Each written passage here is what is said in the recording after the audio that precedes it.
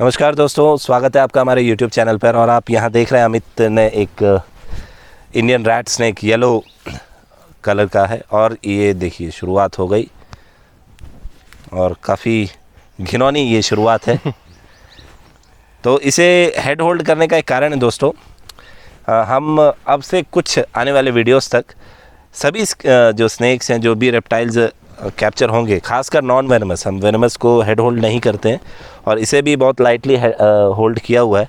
तो scale counting और ऐसी कई सारी चीज़ें हैं दोस्तों जो अलग अलग समय में अलग अलग रेस्क्यूअर्स के काम आती हैं। क्योंकि सिर्फ ये जान लेना कि स्नेक कौन से स्पीशीज़ का है या नॉन वेनमस है या नहीं है, ये काफ़ी नहीं होता। अमित के हाथ पूरे ख़राब हो चुके हैं। तो दोस्तों सबसे पहले आइए इसके जो स्केल्स होते हैं, रोस्ट्रल होते हैं, सुपरलाबियल, वेंट्रल स्केल, सबस्कैड्यूल स्केल और फ्रंटल है और सब लाबियल स्केल, ऐसे कई सारे स्केल काउंटिंग पैटर्न्स हैं या स्केल्स के नाम हैं जिनको आपको समझना ज़रूरी है। क्योंकि अगर आप स्नेक को देखिए, आपको स्केल्स के बारे में जानना क्यों ज़रूरी है। आपने एक स्नेक पकड़ लिया, उसके बाद उसकी कई सारी सब स्पीशीज़ भी होती हैं। स्नेक्स को अगर आप आइडेंटिफाई करते हैं तो उसमें जब जो साइंटिफिक नेम होता है, जैसे ये है इंडियन रैट स्नेक, इसका साइंटिफिक नेम है टायस मोकोसा। तो टायस जो है इसका जेनस है, जेनस टायस है। और इसका जो सब स्पीशीज़ है, जो टायस जेनस की जो सब स्पीशीज़ है वो है मोकोसा। इसी में टायस कोरोस भी होता है। जेनस वही है, जेनस वही है, लेकिन जो सब स्पीशीज़ है वो कोरोस हो जाती है। इसमें फैमिली जो अगर बोलेंगे तो ये कोलोब्रिड फैमिली के स्नेक्स हैं। कोलोब्रिड मैंने आपको पहले बताया 5 फैमिलीज़ होती है, कोलोब्रिड, एलाप्रिड्स, वाइप्रेट, बोइड्स एंड पाइथनेट्स। तो अभी देखिए, ये अमित से मैं पूछना चाहूँगा कि ये जो इसका आपने देखा अभी दोस्तों इसने क्या किया, और यही होता है फ्रेंड्स, ये जो इसका यहाँ से हम स्टार्ट करते हैं इसकी स्केल काउंटिंग। अक्षय यहाँ से दिखाना चाह रहे थे शायद, तो यहाँ ऊपर से अगर अपन उंगली रख के जो है दिखाने का प्रयास करें तो दोस्तों सबसे सामने अगर देखा जाए, क्योंकि मैं इसके सामने अभी ले गया था अपना हाथ तो इसने दांत खोल दिए थे, तो मैं एक छोटी सी लकड़ी की सहायता से दिखाऊंगा क्योंकि इसके फिंगर, मेरी फिंगर और इसके सिर के साइज़ में काफ़ी अंतर होगा।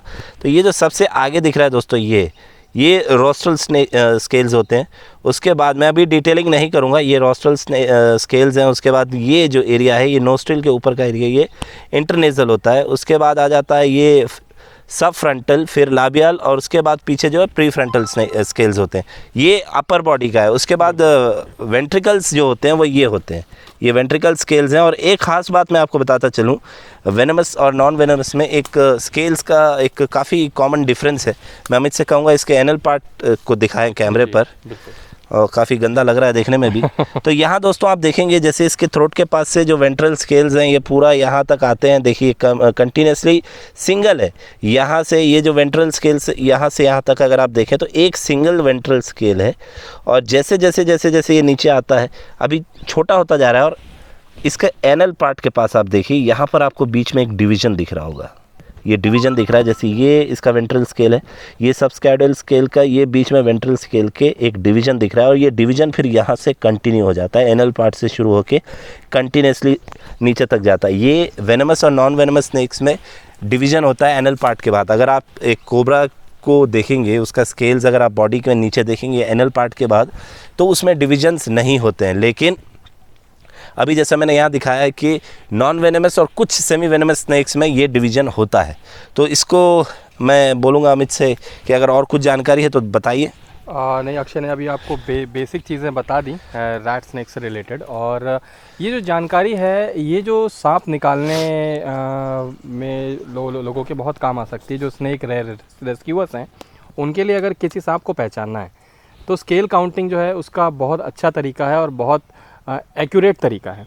आप जीनस तो कई बार हम पहचान जाते हैं कि क्या है, लेकिन सब स्पीशीज़ जो है कई बार पहचानने में हमसे भूल हो जाती है कि ये कौन से सब स्पीशीज़ का है। तो सब स्पीशीज़ को इंश्योर करने के लिए ये स्केल काउंटिंग जो है वो बहुत आवश्यक है।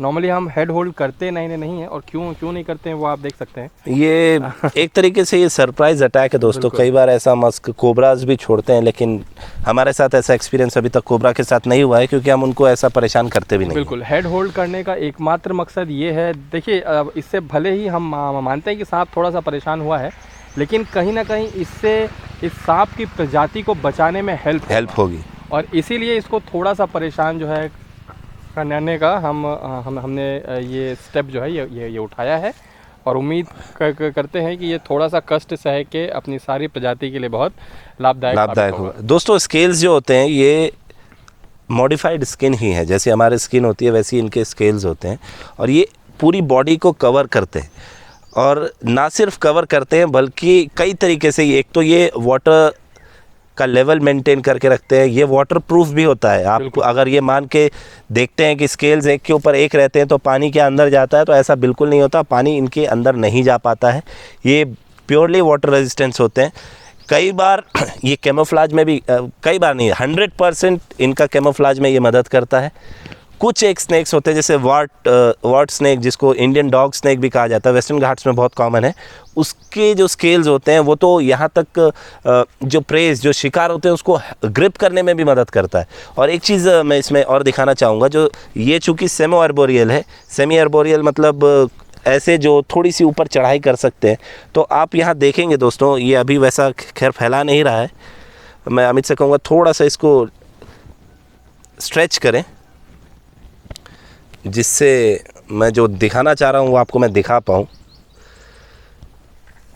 मैं दोस्तों दिखाना चाह रहा था, ये खैर ये अपनी इच्छा से करते हैं। ये एरिया अगर आप देख रहे हैं दोस्तों, यहाँ पे मैं इसको जब प्रेस कर रहा हूँ तो यहाँ और यहाँ ये दो जगह में इसकी स्केल्स जो हैं वो थोड़े से हार्डन है, और ये आर्बोरियल स्नैक्स में बहुत ज़्यादा ब्रॉड होता है, और सेमी आर्बोरियल में भी ऐसा होता है। ये होता है दोस्तों ग्रिप के लिए। ये ना सिर्फ इनके कैमोफ्लाज में, शिकार में मदद करता है, बल्कि लोकोमोशन में भी, लोकोमोशन मतलब इनके मूवमेंट में भी ये काम करता है। तो इसको दोस्तों अब रिलीज़ करते हैं, क्योंकि काफ़ी समय से हमने इसे पकड़ा हुआ है।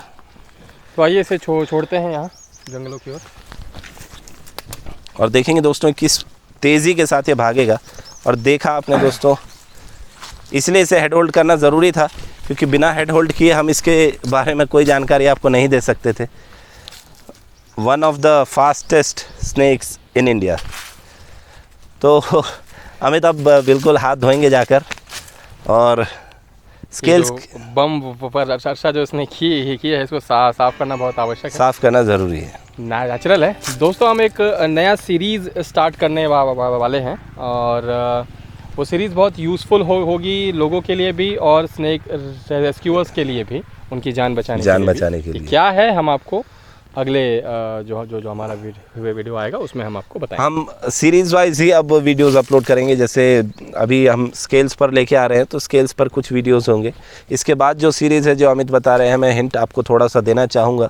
ये स्नेक बाइट प्रोटोकॉल्स क्या फॉलो होते हैं हमारे देश में, क्या गवर्नमेंट की गाइडलाइंस हैं और क्या उन्हें फॉलो किया जाता है, इस पर हम एक वीडियो बनाने वाले हैं। तो दोस्तों आप इसी तरीके के और जानकारी के लिए सब्सक्राइब करिएगा हमारे चैनल स्नेक सेवर टीम एजियन दंतेवाड़ा को। तब तक के लिए जय हिंद, वंदे मातरम।